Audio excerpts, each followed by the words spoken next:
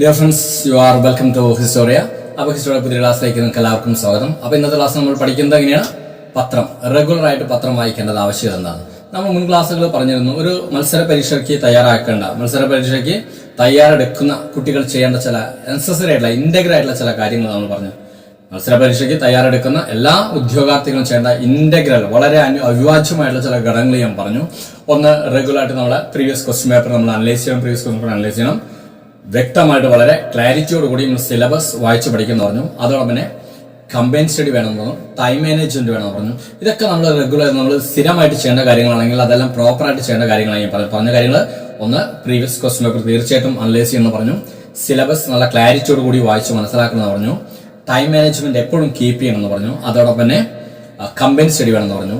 അതോടൊപ്പം തന്നെ നിങ്ങൾ ചെയ്യുന്ന മറ്റൊരു പ്രധാനപ്പെട്ട കാര്യമാണ് റെഗുലർ ആയിട്ട് പത്രം വായിക്കുക. മിക്കവാറും കുട്ടികൾക്ക് ഇന്നില്ലാത്തൊരു ശീലമാണ് പത്രം വായിക്കുക. അപ്പൊ പത്രം വായിക്കുന്ന കാര്യം നമുക്കറിയാലോ. കറണ്ട് അഫയേഴ്സ് എന്ന് ചോദിക്കുന്ന രീതി നമുക്കറിയാം. വളരെ അങ്ങേറ്റം കറണ്ട് അഫയേഴ്സ് നല്ല രീതിയിൽ ചോദിക്കുന്നത്. അപ്പൊ ഈ കറണ്ട് അഫയേഴ്സ് കുട്ടികൾ പഠിക്കുന്ന വെച്ചാൽ മിക്കവാറും നമ്മുടെ കോച്ചിങ് സെന്ററുകളിൽ ചെയ്യുന്ന രീതികളെല്ലാം ഒരു ദിവസം ഒരു അധ്യാപകന് വന്ന് തലങ്ങ് ഒരുപാട് കറണ്ട് അഫയേഴ്സ് ആവശ്യമുള്ളതും ആവശ്യമില്ലാത്തൊക്കെ പറഞ്ഞു പോകും. ഇവരിൽ എങ്ങനെ സംഘടിപ്പിക്കുന്നു വെച്ചാൽ ഇവരൊന്നും കൂടുതലും പത്രം വായിച്ച് സംഘടിപ്പിക്കുന്നതല്ല. ഏതെങ്കിലും കറണ്ട് അഫയേഴ്സിന്റെ ബുക്കുകളോ മറ്റെടുത്ത് അതിൽ നിന്ന് തൊഴിൽ വാർത്ത അല്ലെങ്കിൽ ഏതെങ്കിലും ഇംഗ്ലീഷ് മാഗസീൻ തുടങ്ങിയതെല്ലാം വലിച്ചു വാരി എടുത്ത് അതെല്ലാം ഒരു വലിയ PDF ആക്കി തലങ്ങ് ഗ്രൂപ്പുകൾ ഇട്ടെടുക്കും.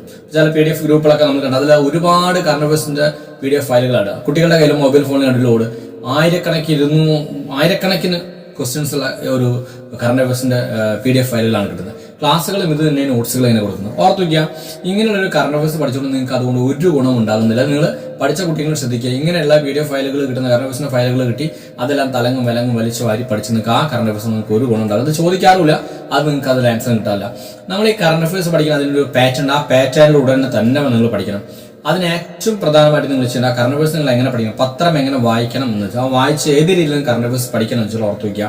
പ്രധാനമായിട്ടും നിങ്ങൾ നിങ്ങളുടെ ചുറ്റുപാട് നിരീക്ഷിക്കണം. അല്ലാതെ കണ്ണി കണ്ട കറണ്ട് അഫയേഴ്സ് വായിച്ച് കിട്ടിയതും കറണ്ടൊക്കെ വായിച്ചിട്ടില്ല. നിങ്ങളുടെ ചുറ്റുപാട് നിങ്ങൾ നിരീക്ഷിക്കണം. നിങ്ങളുടെ രാഷ്ട്രത്തിൽ എന്ത് നടക്കുന്നുണ്ട്, നിങ്ങളുടെ സംസ്ഥാനത്ത് എന്ത് നടക്കുന്നുണ്ട്, നിങ്ങളുടെ ചുറ്റുപാട് നടക്കുന്നത്, നിങ്ങളുടെ സാമ്പത്തിക മേഖലയിൽ എന്ത് നടക്കുന്നുണ്ട്, നിങ്ങളുടെ രാഷ്ട്രീയ മേഖലയിൽ എന്ത് നടക്കുന്നുണ്ട്, നിങ്ങളുടെ സാമൂഹിക മേഖലയിൽ എന്ത് നടക്കുന്നുണ്ട്. ഇങ്ങനെ നടക്കുന്ന കാര്യങ്ങൾ, ഈ നിങ്ങളുടെ സാമൂഹിക സാമ്പത്തിക രാഷ്ട്രീയ മേഖലയിൽ നടക്കുന്ന കാര്യങ്ങളെ ശ്രദ്ധിച്ച് അതിൽ നിന്നുള്ള കാര്യങ്ങൾ വേണം നിങ്ങൾ പഠിക്കാൻ. അല്ലാതെ വെറുതെ ആവശ്യമില്ലാതെ കുറെ വലിച്ചു വാരി പഠിച്ചിട്ടൊന്നും കാര്യമില്ല. ഇതൊന്നും ആരും ശ്രദ്ധിക്കാറില്ല. ഇതൊന്നും ഈ പരീക്ഷയ്ക്ക് എക്സാമിന് ക്വസ്റ്റ്യൻ പേപ്പർ ഇടുന്ന ആരും ഇതൊന്നും ശ്രദ്ധിക്കാറില്ല. അതുകൊണ്ട് തന്നെ നിങ്ങളുടെ രാഷ്ട്രീയ സാമൂഹ്യ സാമ്പത്തിക മേഖലകളിൽ നടക്കുന്ന ഇൻസിഡന്റുകളെ അതിനെ ശ്രദ്ധിച്ച് അതിൽ നിന്ന് വേണം നിങ്ങൾ കറണ്ട് അഫയേഴ്സ് കണ്ടെത്താൻ. അപ്പൊ അതിന് നിങ്ങൾ ചെയ്യേണ്ടത് റെഗുലർ ആയിട്ട് നിങ്ങൾ പത്രം വായിക്കണം. റെഗുലർ ആയിട്ട് പത്രം വായിച്ച് ആ പത്രത്തിൽ നിന്നുള്ള കാര്യങ്ങൾ നിങ്ങൾ കുറിച്ചെടുക്കണം. അതോടൊപ്പം റെഗുലർ ആയിട്ട് കഴിയുമെങ്കിൽ നിങ്ങൾ റെഗുലർ ആയിട്ട് ന്യൂസ് കാണാൻ ശ്രദ്ധിക്കണം. ന്യൂസ് കാണുക എന്ന് പറഞ്ഞാൽ അത് ഇപ്പൊ ഇംഗ്ലീഷ് ന്യൂസ് കാണാൻ നിർബന്ധമില്ല. മലയാളം ന്യൂസ് തന്നെ അത്യാവശ്യം കണ്ടാൽ നല്ല കറണ്ട് അഫയേഴ്സ് കിട്ടാറുണ്ട്. മലയാളം പത്രം തന്നെ വായിച്ചാൽ ഇംഗ്ലീഷ് പത്രം വായിക്കുന്ന ഒരു നിർബന്ധവുമില്ല. മലയാളം പത്രം വായിച്ചാലും തരണം. അപ്പോൾ റെഗുലർ ആയിട്ട് ന്യൂസ് ചാനൽ കാണാൻ ശ്രമിക്കുക. അതോടൊപ്പം റെഗുലർ ആയിട്ട് ന്യൂസ് പേപ്പർ വായിക്കുക. ഈ ന്യൂസ് പേപ്പർ വായിച്ച അല്ലെങ്കിൽ പത്രം വായിച്ച ഇതിൽ നിന്ന് എങ്ങനെ കറണ്ട് അഫയേഴ്സ് വായിച്ചെടുക്കണം എന്ന് വെച്ചാൽ അതിനും ചില കൺഫ്യൂഷൻ ഉണ്ട്. കാരണം മിക്കവാറും കുട്ടികളോട് അധ്യാപകർ പറഞ്ഞ് കറണ്ട് അഫയേഴ്സ് പത്രം വായിക്കണം, പത്രം വായിച്ച ആവശ്യമുള്ളത് കുറിച്ചെടുക്കണം എന്ന് പറയുന്നത്. പത്രം വായിച്ച ആവശ്യമുള്ളത് കുറിച്ചെടുക്കണം എന്ന് പറയുന്നത്. പക്ഷെ പ്രശ്നം ഇതാണ്, ഈ കുട്ടികളെ പത്രം വായിച്ച ഈ പത്രത്തിൽ നിന്ന് ആവശ്യമുള്ളത് ഏത് ആവശ്യമില്ലാത്തത് എന്ന് കുട്ടികൾക്ക് അറിയുന്നില്ല. ഇത് ഇവര് പറഞ്ഞു കൊടുക്കുന്നില്ല. ഇവർ അറിയുന്നില്ല. അധ്യാപകരും പറയുന്നതാണ്, ഫാക്കൽറ്റീസും പറയുന്നത് റെഗുലർ പത്രം വായിക്കണം. ഇപ്പൊ ചില ഇൻസ്റ്റിറ്റ്യൂഷനൊക്കെ 4-5 പത്രങ്ങൾ എടുക്കണം. കുട്ടികൾ ഇതൊക്കെ എടുത്ത് വായിക്കും, ആ ഹെഡിങ് മാത്രം വായിക്കും, അതോടേക്കും ഒന്നും എഴുതില്ല. അപ്പൊ ഈ പത്രം വായിക്കുമ്പോൾ ആ പത്രത്തിൽ ആവശ്യമുള്ളത് ഏതാണ് ആവശ്യമില്ലാത്തത് ഏതാണെന്ന് മനസ്സിലാക്കി കൊടുക്കാനും കഴിയണം. അതോടൊപ്പം മനസ്സിലാക്കിയെടുക്കാൻ കുട്ടികൾക്ക് കഴിയണം. അതുകൊണ്ട് ഈ പത്രം വായിക്കുമ്പോൾ പത്രത്തിൽ നമുക്ക് ആവശ്യമുള്ളത് എന്ത് ആവശ്യമില്ലാത്തത് എന്ത് എന്നൊരു തിരിച്ചറിഞ്ഞ് അതിൽ നിന്ന് വേണം നമ്മൾ നമ്മുടെ കറണ്ട് അഫയേഴ്സ് നോട്ട് ചെയ്യാൻ. അപ്പൊ അതിന് പത്രം വായിക്കുന്ന ഒരു പാറ്റേൺ ഞാൻ പറഞ്ഞു. ഒന്ന് പ്രധാനമായിട്ട് നിങ്ങൾ പത്രം വായിക്കുമ്പോൾ നിങ്ങളുടെ മനസ്സിൽ കുറിച്ച് വയ്ക്കേണ്ട കാര്യം അപ്പോയിന്റ്മെന്റ്, നാഷണൽ ആൻഡ് ഇന്റർനാഷണൽ ലെവലുള്ള അപ്പോയിന്റ്മെന്റുകൾ.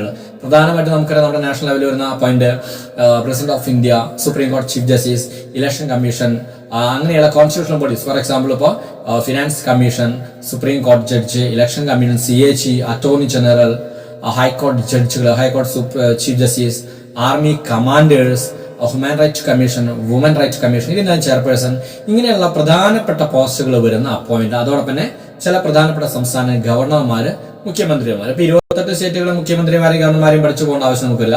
അപ്പൊ ചില ഇഷ്യൂ ബേസ്ഡ് ആയിട്ടുള്ള സ്റ്റേറ്റുകളിൽ ആ സ്റ്റേറ്റുകളിൽ വരുന്ന ഗവർണർമാരും ആ സ്റ്റേറ്റിൽ വരുന്ന ലഫ്റ്റനന്റ് ഗവർണർമാരോ അല്ലെങ്കിൽ ആ സ്റ്റേറ്റിലെ ഒരു മുഖ്യമന്ത്രിമാരെ മാത്രം തെരഞ്ഞെടുപ്പിക്കുക.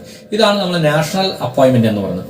ഇനി ഇതോടൊപ്പം ഇന്റർനാഷണൽ അപ്പോയിന്റ്മെന്റ് പഠിക്കും. ഇന്റർനാഷണൽ അപ്പോയിന്റ്മെന്റ് എന്താണെന്ന് ചോദിച്ചാൽ നമ്മുടെ നെയ്ബർ കൺട്രീസ്, നമുക്കറിയാം നമ്മുടെ ചുറ്റുപാടുള്ള അയൽരാഷ്ട്രങ്ങൾ പാകിസ്ഥാൻ, അഫ്ഗാനിസ്ഥാൻ, നേപ്പാൾ, ഭൂട്ടാൻ, ചൈന ഇങ്ങനെയുള്ള അയൽരാഷ്ട്രങ്ങളാണ്. ഈ അയൽരാഷ്ട്രങ്ങളിൽ വരുന്ന പൊളിറ്റിക്കൽ ചേഞ്ചുകൾ നമ്മളെയും ബാധിക്കാറുണ്ട്. ഈ അയൽരാഷ്ട്രങ്ങളിൽ വരുന്ന പൊളിറ്റിക്കൽ ചേഞ്ച് നമ്മളെ ബാധിക്കാറുണ്ട്. അതുകൊണ്ട് തന്നെ ഈ അയൽരാഷ്ട്രങ്ങളിൽ വരുന്ന ഹെഡുകളുടെ ചേഞ്ച്, ദാറ്റ് മീൻസ് ഇപ്പോൾ ചൈനയിലെ പ്രസിഡന്റ് മാറുന്നു, അല്ലെങ്കിൽ ശ്രീലങ്കയിലെ പ്രധാനമന്ത്രി വരുന്നു, പാകിസ്ഥാനിൽ മാറുന്നു, ഇവിടെ വരുന്ന ഹെഡുകളുടെയൊക്കെ പറഞ്ഞു അങ്ങനെയുള്ള രാഷ്ട്രങ്ങളിൽ വരുന്ന പൊളിറ്റിക്കൽ ചേഞ്ചുകൾ നമ്മൾ പഠിച്ചിരിക്കണം. അവിടെ വരുന്ന ഹെഡുകൾ ആരാണ്, അവിടെ വരുന്ന അപ്പോയിന്റുകൾ പഠിച്ചിരിക്കണം. ഇതോടൊപ്പം തന്നെ ഇന്റർനാഷണൽ അപ്പോയിന്റുകൾ. ഇന്റർനാഷണൽ അപ്പോയിന്റ് എന്ന് പറഞ്ഞാൽ നമുക്കറിയാം, നമ്മളിപ്പോൾ ലോകത്തിലെ 600-ഓളം രാഷ്ട്രങ്ങളുടെ പ്രസിഡന്റുമാരെയും പഠിച്ചില്ല, ഹെഡുകളെയും പഠിച്ചു വയ്ക്കില്ല. ലോകരാഷ്ട്രങ്ങൾ എന്ന് പറഞ്ഞാൽ നമുക്കറിയാം America, China, Britain, France, Germany, Japan, Italy, ഇങ്ങനെയാണ് നമ്മുടെ മനസ്സിൽ കാണുന്ന കുറച്ച് രാഷ്ട്രങ്ങൾ. ഈ രാഷ്ട്രങ്ങൾ വരുന്ന പൊളിറ്റിക്കൽ ചേഞ്ച്, ഈ രാഷ്ട്രങ്ങൾ വരുന്ന പുതിയ അപ്പോയിന്റ്. ഫോർ എക്സാമ്പിൾ ഇപ്പോൾ അമേരിക്കയിൽ ഒരു രാഷ്ട്രപതി തെരഞ്ഞെടുപ്പ് വരുന്നു, അവിടെ പ്രസിഡന്റ് മാറിക്കഴിഞ്ഞാൽ അത് ലോകം മുഴുവൻ ഉറ്റുനോക്കാറുണ്ട്.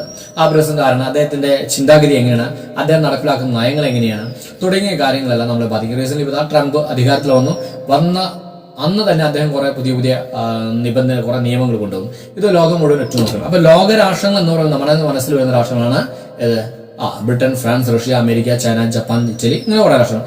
ഈ ഫ്രാൻസ് ഇങ്ങനെയുള്ള രാഷ്ട്രങ്ങളിൽ വരുന്ന ഹെഡ് ഓഫ് ദി ചേഞ്ച്, ആ രാഷ്ട്രങ്ങളിൽ വരുന്ന ചേഞ്ചുകൾ, ഹെഡുകളുടെ ചേഞ്ചുകൾ, അല്ലെങ്കിൽ രാഷ്ട്രപതിമാരെ, പ്രധാനമന്ത്രിമാരെ വെച്ച് ഇങ്ങനെയുള്ള അപ്പോയിന്റ്മെന്റുകൾ നമ്മൾ പഠിക്കണം. ഇതാണ് ഇപ്പം നാഷണൽ ആൻഡ് ഇന്റർനാഷണൽ ലെവലുള്ള അപ്പോയിന്റ്മെന്റ്സ്. പിന്നെ ഇതിൽ ഇന്റർനാഷണൽ എന്ന് പറയുമ്പോൾ അവിടെ ഓർത്തിക്കുക UNO പഠിച്ചു വയ്ക്കണം. UNO, അതോടൊപ്പം യൂണിസെഫ്, യുനെസ്കോ, IMF, അതോടൊപ്പം പിന്നെ വേൾഡ് ബാങ്ക്, ഇതിലെല്ലാം വരുന്ന ചേഞ്ച്, അവിടെ വരുന്ന അപ്പോയിന്റ്മെന്റുകൾ, പുതിയ ഹെഡുകളുടെ അപ്പോയിന്റ്മെന്റുകൾ നമ്മൾ പഠിച്ചു വയ്ക്കണം. ഇതാണ് നാഷണൽ ആൻഡ് ഇന്റർനാഷണൽ അപ്പോയിന്റ്മെന്റ് എന്ന്. ഇനി രണ്ടാമത്തെ എന്ന് പറയുന്നത് അവാർഡുകളാണ്. National and international award.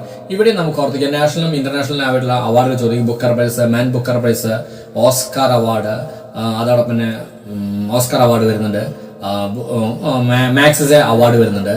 National അവാർഡുകൾ ഇതേപോലെ വരുന്നുണ്ട്. നമ്മുടെ നാഷണൽ അവാർഡുകൾ ഭാരതരത്ന, പത്മഭൂഷൺ, പത്മവിഭൂഷൺ, അതോടൊപ്പം ആർമി അവാർഡുകൾ വരുന്നുണ്ട്, ജ്ഞാനപീഠം അവാർഡ് വരുന്നത്, JCB അവാർഡ് വരുന്നത്. ഇങ്ങനെ നാഷണൽ ഇന്റർനാഷണൽ ലെവലിൽ വരുന്ന അവാർഡുകൾ ധാരാളമാണ്.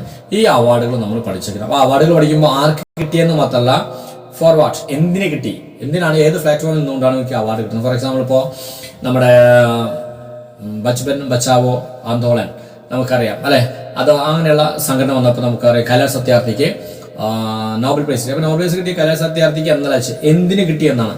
അപ്പൊ അദ്ദേഹം ബച്പൻ ബച്ചാവോ ആന്തോളൻ എന്നൊരു സംഘടന സ്ഥാപിച്ചത് അതിലൂടെ അദ്ദേഹം ഒരുപാട് കുട്ടികളെ സെക്സ്വൽ ഹരാസ്മെന്റിൽ നിന്നും ചൈൽഡ് ലേബറിൽ നിന്നും രക്ഷിച്ചു.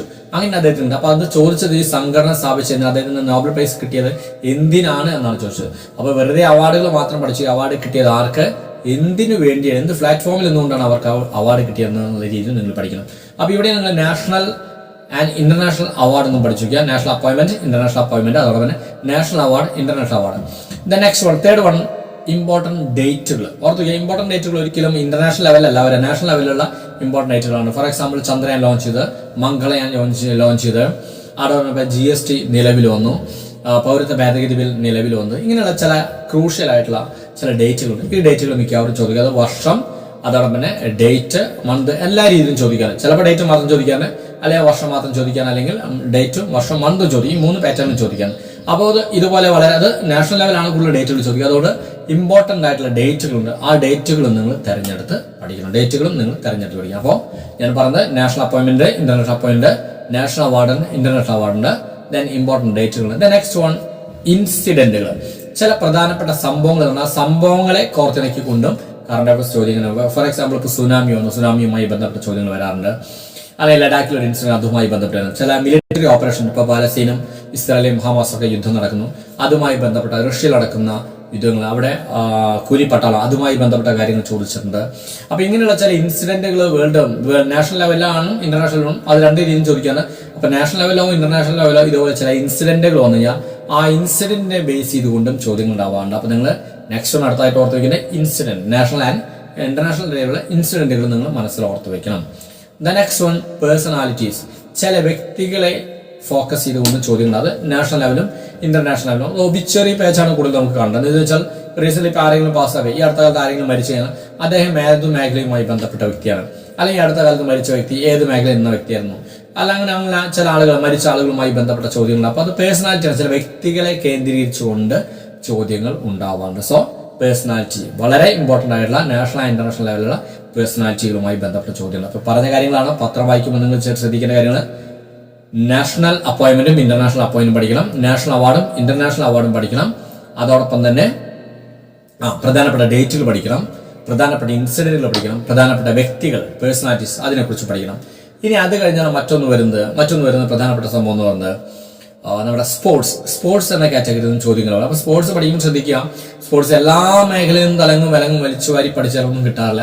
അപ്പോൾ നമുക്ക് നാഷണലും ഇന്റർനാഷണൽ ലെവലും ചില സംഭവം, ഫോർ എക്സാമ്പിൾ ഇപ്പോൾ IPLുമായി ബന്ധപ്പെട്ട ചോദ്യം ഉണ്ടാവാറുണ്ട്, സന്തോഷ് ട്രോഫിയുമായി ബന്ധപ്പെട്ട ചോദ്യം ഉണ്ടാവാറുണ്ട്, രഞ്ജി ട്രോഫിയുമായി ബന്ധപ്പെട്ട സംഭവങ്ങൾ ഉണ്ടാവാറുണ്ട്. അല്ല ഇപ്പോൾ റീസെന്റ് എവിടെയെങ്കിലും ഒരു വേൾഡ് കപ്പ് റീസെന്റ് അടുത്ത് വേൾഡ് കപ്പ് നടന്നിട്ടുണ്ടാകാം, അത് ചോദിക്കാം. ഏഷ്യൻ ഒളിമ്പിക്സ് നടന്നിരിക്കാം, അല്ലെങ്കിൽ ഒളിമ്പിക്സ് നടന്നിരിക്കാം, ഏഷ്യ. ഇങ്ങനെ വളരെ ഏറ്റവും ഇമ്പോർട്ടൻ്റ് ആയിട്ട് നടക്കുന്ന സ്പോർട്സ് കാറ്റഗറി. പിന്നെ പ്രധാനമായിട്ട് നമ്മുടെ വിംബിൾഡൺ, അതുപോലെ ഓസ്ട്രേലിയ ഓപ്പൺ, US ഓപ്പൺ, ഇതൊക്കെ ചോദിക്കാറുണ്ട്. അപ്പൊ ഇങ്ങനെ വളരെ, പിന്നെ ഫോർമുല 1 കാറോട്ട മത്സരം, റേസ് അറിയാലോ, ഫോർമുല 1 ഗ്രാൻഡ് പ്രീ, അതും ചോദിക്കാറുണ്ട്. പിന്നെ റീസെന്റ് ഇപ്പൊ നമുക്കറിയാം വേൾഡ് ചെസ് ചാമ്പ്യൻഷിപ്പ്. ഇപ്പൊ ഇങ്ങനെ വളരെ റെക്കോർഡബിൾ ആയിട്ടുള്ള വളരെ ക്രൂഷ്യൽ ആയിട്ടുള്ള സ്പോർട്സ് കാറ്റഗറി തിരഞ്ഞെടുക്കുക, അത് മാത്രം പഠിക്കുക. അല്ലാതെ നമ്മൾ സ്പോർട്സ് മൊത്തം വലിച്ചു വാരി പഠിക്കാൻ ശ്രമിച്ചാൽ നമുക്ക് നടക്കില്ല. അപ്പൊ ഇങ്ങനെയുള്ള സ്പോർട്സ് കാറ്റഗറി അതും പഠിച്ചിരിക്കാം. ദെൻ ഫൈനലി വൺ മോർ ആണ് കൂടി, ബുക്സ് ആൻഡ് ഓതേഴ്സ് മറക്കണ്ട. എല്ലാ വർഷവും സെൻട്രൽ എക്സാം, എസ്പെഷ്യലി CGL-ന് കഴിഞ്ഞ വർഷം 2 ചോദിച്ചു, ഈ വർഷം ചോദിച്ചു. അപ്പോൾ ബുക്സ് ആൻഡ് ഓതേഴ്സ് ഓർക്കുക. ബുക്സ് ആൻഡ് ഓതേഴ്സ് നമ്മുടെ മലയാള പത്രങ്ങളൊന്നും പൊതുവെ കിട്ടാറില്ല. അപ്പോൾ അതിന് നിങ്ങൾ ഇംഗ്ലീഷ് പത്രത്തെ ഡിപ്പെൻഡ് ചെയ്തിരിക്കുന്നതല്ല. അതല്ലെങ്കിൽ നിങ്ങൾ ഗൂഗിളിൽ സെർച്ച് ചെയ്താൽ നമുക്ക് കിട്ടും. റീസെന്റ് അടുത്ത കാലത്ത് പബ്ലിഷ് ചെയ്ത ബുക്കുകൾ ഏതാണെന്ന് നോക്കും. അപ്പോൾ ആ ബുക്കുകളും അതിന്റെ ഓതേഴ്സും പഠിക്കുക. ആ ബുക്കുകൾ ഏതിനെ കുറിച്ചാണെന്നുള്ള രീതിയിൽ ചോദ്യങ്ങൾ ഉണ്ടാവാറുണ്ട്. കാരണം പലപ്പോഴും പല ബുക്കുകളിൽ ചില പ്രധാനപ്പെട്ട വ്യക്തികൾ ആ ബുക്കുകളെ ഉയർത്തി പറയുന്നു, ഈ ബുക്കിന്റെ ബുക്കാണ്, ഈ ബുക്കിനെ ചോദിച്ചു പറഞ്ഞാൽ ആ ബുക്കിന് ഇമ്പോർട്ടൻസ് വരാറുണ്ട്. അല്ലെങ്കിൽ ആ ബുക്കിൽ എന്തെങ്കിലും ഡിബേറ്റുമായി ബന്ധപ്പെട്ട കാര്യങ്ങൾ, അല്ലെങ്കിൽ ആ ബുക്ക് എന്തെങ്കിലും ഒരു വിവാദമാകുന്ന ബുക്കിലാണെങ്കിൽ അതുമായി ബന്ധപ്പെട്ട ചോദ്യം. അപ്പോൾ റീസെന്റ് പബ്ലിഷ് ചെയ്ത ബുക്കുകളുണ്ടെങ്കിൽ ആ ബുക്കും അതിൽ ഓതേഴ്സും ആ ബുക്ക് എന്തിനെ കുറിച്ചാണെന്നും പഠിച്ചു വെച്ചാൽ ബെറ്റർ ആയിരിക്കും. അപ്പൊ ഇത്രയും കാര്യങ്ങൾ നിങ്ങൾ മനസ്സിൽ ഓർത്തു. എന്താ പറഞ്ഞത്? National appointment, international appointment, national അവാർഡുണ്ട്, ഇന്റർനാഷണൽ അവാർഡുണ്ട്, ഇമ്പോർട്ടന്റ് ഡേറ്റുകൾ പഠിക്കണം, ഇൻസിഡന്റുകൾ പഠിക്കണം, ചില പ്രധാനപ്പെട്ട വ്യക്തികളെ തെരഞ്ഞെടുത്ത് പഠിക്കണം, അതോടൊപ്പം തന്നെ പേഴ്സണാലിറ്റി, വ്യക്തികളെ കുറിച്ച് പഠിക്കണം, അതോടൊപ്പം സ്പോർട്സ് ഉണ്ട്, അതോടൊപ്പം ബുക്സ് ആൻഡ് ഓതേഴ്സ്. ഇത്രയും കാര്യങ്ങൾ നിങ്ങൾ മനസ്സിൽ വെച്ചുകൊണ്ട്, അത് മനസ്സിൽ ബൈഹാർട്ട് ചെയ്തിട്ട് വേണം നിങ്ങൾ പത്രം വായിക്കാൻ. അപ്പോൾ പത്രം വായിക്കുമ്പോൾ ഇങ്ങനെ ചില കാറ്റഗറി കണ്ടാൽ നമുക്കറിയാം ഇത് ആവശ്യമുണ്ട്, ഇത് ആവശ്യമില്ല. ഫോർ എക്സാമ്പിൾ ഒരു പത്രം എടുക്കുന്നു, സെൻട്രൽ ഫസ്റ്റ് പേജ് എടുത്ത് വായിക്കുമ്പോൾ കാണുന്നു ഇന്ത്യയുടെ പുതിയ സുപ്രീം കോടതി ചീഫ് ജസ്റ്റിസിനെ നിയമിച്ചു, ഉടനെ നമുക്ക് കിട്ടി നാഷണൽ അപ്പോയിന്റ്മെന്റ്. അടുത്തൊരു പേജ് നോക്കി, ഏറ്റവും ബാക്ക് പേജ്, ഇന്റർനാഷണൽ പേജ് നമുക്കറിയാം, ഏറ്റവും ബാക്ക് പേജ്. അവിടെ വായിക്കുമ്പോൾ നമുക്ക് IMF-ന്റെ പുതിയ ഡയറക്ടർ ജനറലായി, ഇന്റർനാഷണൽ മോണിറ്ററി ഫണ്ട്, IMF-ന്റെ പുതിയ ഡയറക്ടർ ജനറലായി ഒരു വനിതയെ നിയമിക്കുന്നു, വനിതയുടെ പേര് വിടുന്നു. നമുക്ക് മനസ്സിലായത് ഇന്റർനാഷണൽ അപ്പോയിന്റ്മെന്റ്. അപ്പോൾ അത് നമുക്ക് തിരഞ്ഞെടുക്കാം. അപ്പോൾ ഈ ഒരു പറഞ്ഞ പാറ്റേൺ, ഞാൻ ഈ പറഞ്ഞ പാറ്റേൺ നിങ്ങൾ മനസ്സിൽ ബൈഹാർട്ട് ചെയ്തിട്ട് വേണം നിങ്ങൾ പത്രം വായിക്കാനും നിങ്ങളുടെ ചുറ്റുപാട് നടക്കുന്ന കാര്യങ്ങൾ ശ്രദ്ധിക്കുക. അങ്ങനെ വന്നാൽ നമുക്ക് മനസ്സിലാവാം ഏതാണ് ആവശ്യമുള്ളത്, ഏതാണ് ആവശ്യമില്ലാത്തത്. ആ രീതിയിൽ വേണം നിങ്ങൾ പത്രങ്ങളിൽ നിന്നും സാമൂഹ്യ മാധ്യമങ്ങളിൽ നിന്നും നിങ്ങൾ കറണ്ട് അഫയേഴ്സ് കുറിച്ചേക്കുക. അല്ലാതെ കിട്ടുന്ന PDF ഫയലുകളും മറ്റു ക്ലാസ്സുകളിൽ നിന്ന് കിട്ടുന്ന കംപ്ലീറ്റ് വലിച്ചു വാരി നിങ്ങൾ ബുക്കിലെഴുതി അതെടുത്ത് വെച്ച് വായിച്ചാൽ ഒന്നും കിട്ടാൻ സാധ്യതയില്ല. അപ്പൊ ഈ രീതിയിലുള്ള ഒരു പത്ര വായന നിങ്ങൾ ശീലമാക്കണം. ഈ ശീലത്തിലൂടെ നിങ്ങൾക്ക് കിട്ടുന്ന അറിവുകളും തീർച്ചയായിട്ടും നിങ്ങളുടെ എക്സാമുക്ക് ഗുണം ചെയ്യും. സോ ഓർത്തിക്കുക, ഞാൻ പറഞ്ഞ കാര്യങ്ങൾ. ഒന്ന്, മത്സരാർത്ഥികൾ ചെയ്യുന്ന കാര്യങ്ങൾ ഞാൻ പറഞ്ഞു. നമ്മുടെ പ്രീവിയസ് ക്വസ്റ്റ്യൻ പേപ്പർ വളരെ ഭംഗിയായിട്ട് നിങ്ങൾ അനലൈസ് ചെയ്ത് പഠിക്കണം. സിലബസ് വളരെ ക്ലാരിറ്റി കൂടി പഠിക്കണം. ടൈം മാനേജ്മെന്റ് കീപ്പ് ചെയ്യണം. അതോടൊപ്പം തന്നെ കമ്പൈൻ സ്റ്റഡി മസ്റ്റാണ്. കമ്പൈൻ സ്റ്റഡി ഇല്ലെങ്കിൽ അതിന് ഉതകുന്ന മറ്റൊരു പ്ലാറ്റ്ഫോം, ഒരു സബ്സ്റ്റിറ്റ്യൂഷൻ ഞാൻ പറഞ്ഞിരുന്നു. അത് കഴിഞ്ഞ് നിങ്ങൾ ഈ പത്ര വായന റെഗുലറായിട്ട് ന്യൂസ് പേപ്പർ, എന്നാണ് നിങ്ങളുടെ കയ്യിലൊരു അപ്പോയിന്റ്മെന്റ് ഓർഡർ കിട്ടുന്നത് അതുവരെ നിങ്ങൾ റെഗുലറായിട്ട് നിങ്ങൾ പത്രം വായിച്ച് മതിയാവും. അപ്പോൾ ഇതാണ് പത്ര വായന എങ്ങനെ വേണം, ഏത് രീതിയിൽ കറണ്ട് അഫയേഴ്സ് വായിക്കണം എന്നുള്ള ഒരു രീതിയാണ് ഞാൻ പറഞ്ഞത്. സോ ഇനി ഇതുമായി ബന്ധപ്പെട്ട് നിങ്ങൾക്ക് എന്തെങ്കിലും ഡൗട്ടുകളോ മറ്റു കാര്യങ്ങൾ തീർച്ചയായിട്ടും കമന്റ് ചെയ്യുക. അല്ലെങ്കിൽ 9846298093 എന്ന നമ്പറിൽ കമന്റ് ചെയ്ത് നിങ്ങൾക്ക് വേണ്ട നിർദ്ദേശങ്ങളും ഗൈഡൻസുകളും നൽകാം. സോ അടുത്ത ക്ലാസ് വീണ്ടും കണ്ടുമുട്ടാം. അതുവരെ എല്ലാവർക്കും